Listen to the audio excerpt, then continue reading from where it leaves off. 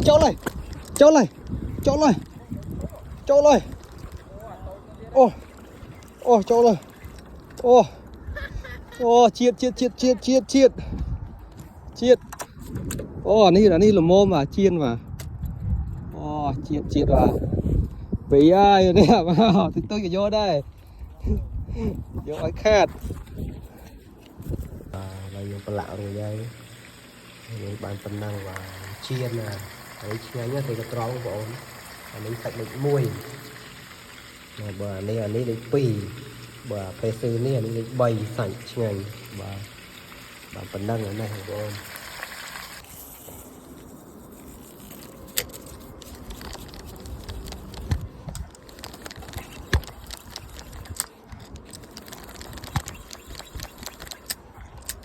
Trâu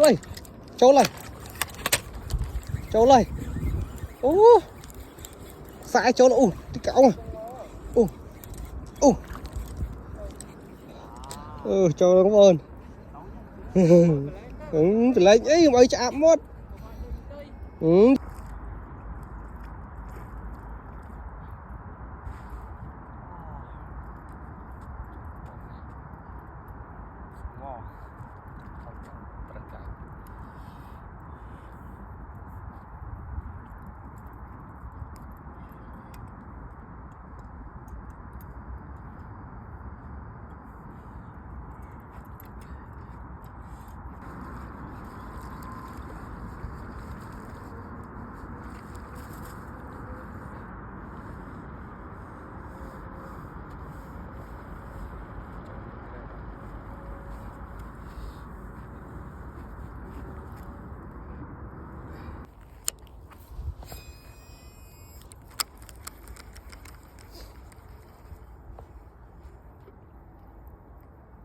Cho các bọn chơi.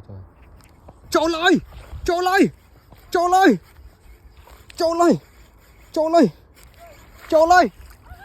phía. Trâu lên. Ở phía. Giờ đó bóng nào. Trâu lên. Hình. Giờ đó bóng mà lấy mà. Đó. Hình. Giờ đó bóng phía. Ô trâu lên. Wow.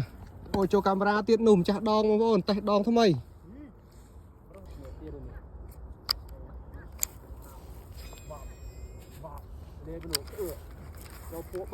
Cái mắt. Nghi. Con phía trâu tiết ơi. Con phía trâu lên. Còng. Ô, thông chơi mà. Chơi gì à? Nè, cái nhá. Con phía on vong mà ru chân cha. Đây ạ. Phi rồi, phi. Lại cho toan rồi nhá, khinh chín cha hả? Đây cha hát vốn. Rồi, sầm này. Rồi, bóng thoát rồi. Cho bóng sân với đá. Ê, bao nhiêu tức đuôi nhá, hiện cá đây.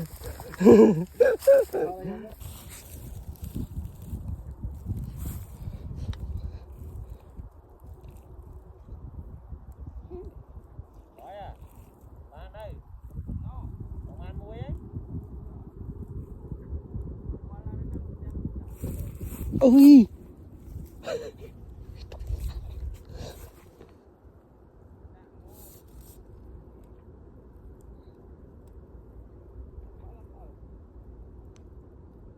Có su con bạn sầm ranh.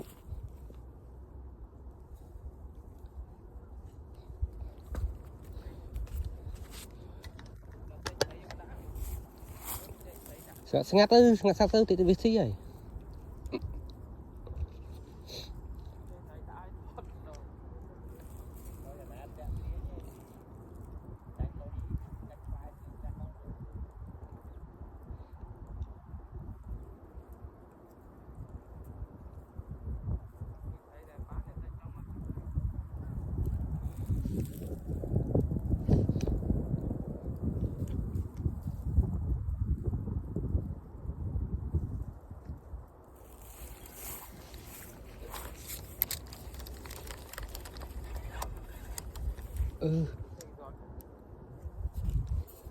Là bốn fly đã bắt phía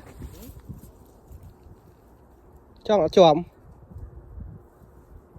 Chỗ lên nước nãy mơ mình bao vô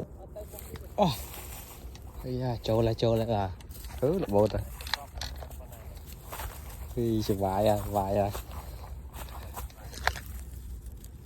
ấy về tên na ồn hí khai thực ấy lên tới cái drop à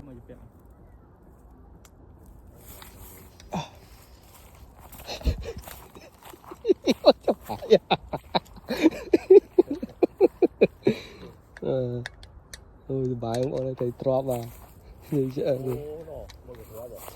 bài à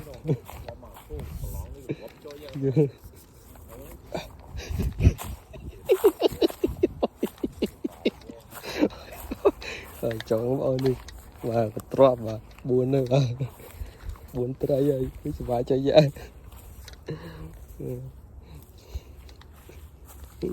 một món cái drop bằng cung đang farm như này mà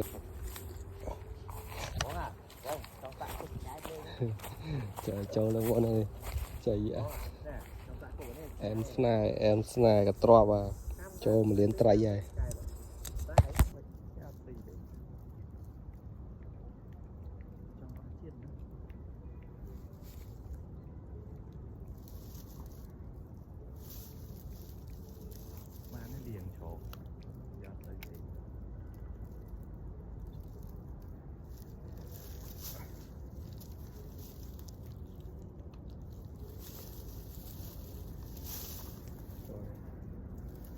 cái drop à